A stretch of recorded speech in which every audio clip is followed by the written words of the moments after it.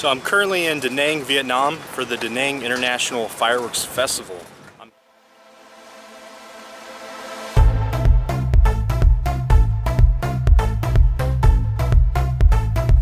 I'm here representing Cobra Firing Systems and on crew for Team USA, which is Atlas Pyrotechnics. So behind me you'll see the show being set up. The gentlemen are actually pulling tarps off the fireworks, sandbagging for additional support, and then we're going to start doing our final checks, and the show is actually in a few hours. So I've been on site since Wednesday. It's currently Saturday, and so over those several days we've been setting up all these fireworks that you see with the help of a lot of locals and then a crew of 7 from Atlas Pyrotechnics. They actually all arrived on Monday, I believe, and I came in Tuesday night and started working on Wednesday. So just to give you some perspective, this is the hotel we're staying in. It's directly across the street, so it's really convenient. You just walk in the front here. Give you a little layout. We're gonna be shooting the show from that shipping container.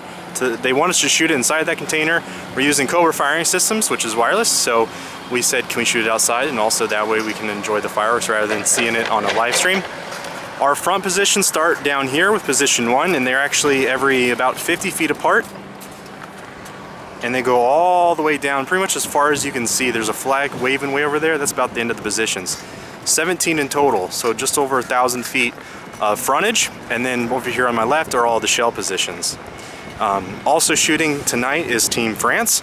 Their stuff is kind of right here behind us, so our position would be in the front. Their position, well, that's all us actually, sorry. Right, France starts a little further down.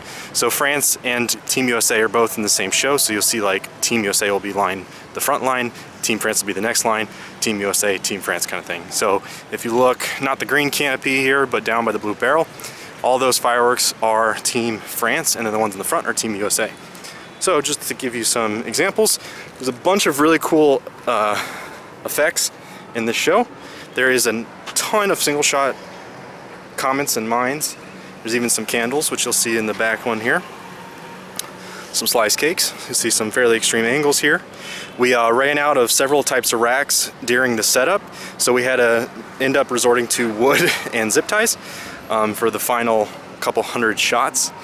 There's some really cool cakes over here, which include Nautical Fireworks, which shoot out over the water. You can kind of see them all against the front here.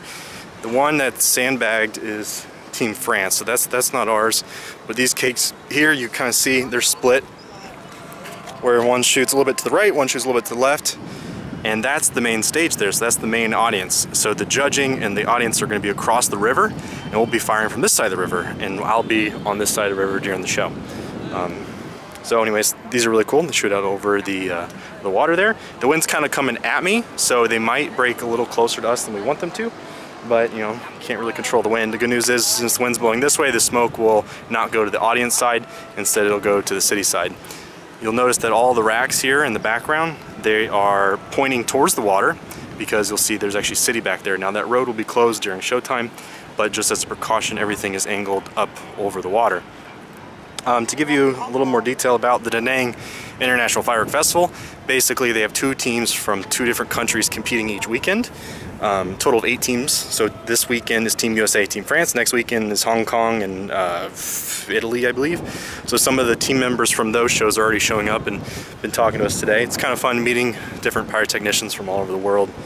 I was talking to one gentleman. It's really funny. So I was talking to this guy, and he said he's talking about his flight and how it took him 30 hours to get here. And I had a similar experience. It took me 25 hours to get here. Been working, you know, in 90-degree humid conditions for 4 days. And I have about a 30-hour flight home. And the funny thing about it is doing all that for 24 minutes worth of fireworks. And he said this, and then he goes, I love my job. So these are all Team USA. I'm not even sure what all it is. I didn't do anything shell related. All I did was single shots. You'll see the single shots here are actually Team France, and behind that's Team USA. Just a ton of stuff. I mean, you can see as I continue to walk down, it just continues to stretch further and further down. So our show is about 24 minutes long. So we fire after Team France. So we'll be going second, which is good. The really cool thing too is if Team USA does well, they will actually be invited to come back for so this is kind of like the semifinals, I guess is what you call it. So they have 8 teams compete, and then the top 2 teams come back at the end of June to compete for first place. So this is kind of like if we do well here, they could be invited back at the end of June, which I might be also coming back if that's the case, which would be really fun. Been working my butt off while I'm here, so I haven't had a whole lot of time to explore Vietnam. You can see it's quite beautiful in the background here with the mountains. Just kind of walking some of the positions here. These are all done. You kind of see it just keeps going. So these are actually V's, so each side, like the 40-degree angles on each side will shoot at the same time, the 50s, 60s, 70s. They all shoot like in a V pattern, so 240s, 250s, so forth. You'll see a lot of the setup is the same what we looked at earlier, the same types of slice cakes, the angles there that shoot cross over the other angles. A bunch of different types of racks here. Anyways, so you see everything's labeled. We labeled everything with if it's facing the river or not, so that means it needs to be facing this way because, like, for example, that is supposed to be shooting left, so if it was flipped the wrong way, obviously that wouldn't fire at the correct time, or you'd have two go right when one should go right, one should go left, and so forth. This is all Team France here. Don't step on the wires. A lot of the people that help out during these events are like volunteers, local Vietnamese volunteers, or also people that work for the company that puts this event on. So there's some technicians and other people are just helping out, doing what they're told. So sometimes you'll see things and you're like, oh, that sucks, you know, and you gotta go fix it. But it's still really nice of them to provide people to help. So this is position 14, you kind of see here, labeled US 14, and 17 is the last position. So this is pretty far from where we're shooting. So I went ahead and put a tower here with a antenna on the top. This is going to act as a more line of sight over to the shooter's table to make more of like a beacon for us to receive the signal from the shooter table and then kind of blanket this area. Didn't have to do that. I just, you know, I'm taking the extra precautions to make sure that our show goes well. Still got to continue to do some continuity testing, and we're going to be doing like a whole signal test, turn everything on, get it ready to go. More cakes again, similar types of effects where, sorry, I'm fixing this, where, you know, you got the nautical cakes and the V pattern there. There's some really cool, these actually might be them. There's some really cool, I don't know if these are them or not, ghost mines. It might be these. If you don't know what a ghost effect is, you're gonna love it. It's basically a color changing, like sweeping pattern. So here's an example. So we started like the in positions first and then I worked our way in. So we did position 1, then position 17 and so forth, and then 2 and 16. So we started out with racks like this for the single shots, ran out of those, and then switched to those adjustable cup racks, which I was just looking at. And then from there went on to the wood ones like I mentioned earlier. So it's all Team France back there. So basically Team France has shell positions there, and then one more there. So they have 3 big positions, and they're kind of like, if you look at the stage over here, they're kind of a little shifted down, and then our positions are shifted the other way, and then the fronts are kind of shared. But our 17th position, yeah, so this is 16, 17, and then they have 3 positions after us, so their fronts are shifted down that way, where we have, I think, like 6 or so shifted down that way. So it's kind of interesting seeing how this is all set up and done. Anyways, since I'm firing the show, I won't be able to get footage, unfortunately. I'll be at like the end of the show, not even at the front. So it kind of sucks in that respect, but I know that Jessie Ververka from Passfire, and then also her name is Hannah, she works for Passfire too. They are on site, they've been on site for the last several days. They've been doing a really good job of interviewing people, getting a lot of behind the scenes footage and local, you know, kind of footage to show you, like, for example, you see like way in the distance there, that yellow bridge, it's called the Dragon Bridge.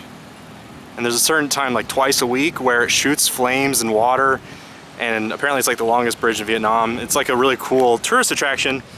So I think they got some footage of that, you know, and they're supposed to be compiling a kind of like a small docu-series of this, or a promotional video. I'm not sure exactly what they're doing, but if I can find that, I will share that whenever it's available. That way you can get a behind-the-scenes look. Also, they had photographers on site in Da Nang taking pictures all week, and they've been posting those on Facebook. I'll share those in the description below.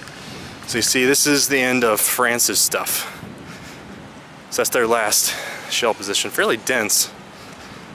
And then starts ours down there, where the forklift is at.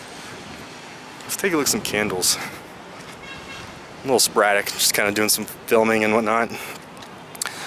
White strobe comet candle. I know there's some really good music. Some of my favorite songs recently that I've wanted to use for pyro are actually used in this show. At least two of them. Sound of Silence by Disturbed is one of them, and then Believer by Imagine Dragons are two of the songs used in the show tonight. And those are two of my favorite songs in recent years for fireworks. So I'm excited to see what they do there. I know there's some really intense strobe effects during Sounds of Silence. You know, it's a slow song, it's quiet. These reflective covers here are just on top of the modules. They're reflecting the heat during the day, and then in about 2 hours from now we're going to flip it over to the black side, which is a fire retardant material. Absolutely not necessary, but it's just extra protection. Had them, so we figured to put them on there. Yeah, alright, well, we go take a look at the shooter's table, show you that. And that might be all I get to show you, unfortunately.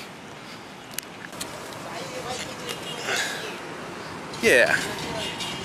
Oh, you know what? See these cakes? Here, let's see if some of these slices are noted as, since these are spaced. These are actually like little spacers for slice cakes. So, for example, yeah, see right there, 15 shot, single row ghost fan sweep. Blue to green to purple. Same thing over here, ghost sweep, brocade to blue to green. So you'll see, like, it's going, for example, it needs to be faced this way, it shoots across that way. That one's facing this way, it shoots across that way. Pretty cool. Oh, look at that, these covers. Yeah. So this is where we're going to be shooting the show tonight. We're going to have two 18R2s here on the table. We're going to be fed time code from all the way across the river. There's a fiber optic cable coming through the water, and this is what it is above me here. And then the time code will be fed to both remotes. When we're ready, we'll arm the systems. They feed us the time code. It'll start both remotes at the same time. That way we can run double the normal cues in perfect synchronization. The audio will start on that side at the exact same time. We have boosters attached to the remotes here. I got antennas raised. The first position we have is right here, and there's 17 of them. So then it goes all the way down the fronts, way the heck. Can't even really see. It just starts blending together after so far. And then those are all the shell positions I zoomed into, and in the background there are all the fronts. So there are 105 modules in total. Most of them are 36Ms, so the number of cues, it's somewhere in the 3,400 to 3,600 range. I'm not 100% sure on that. But anyways, it's kind of cool. They want us to fire inside of the shipping container to my left, and we said no, we're going to fire from outside. That way we can enjoy the show.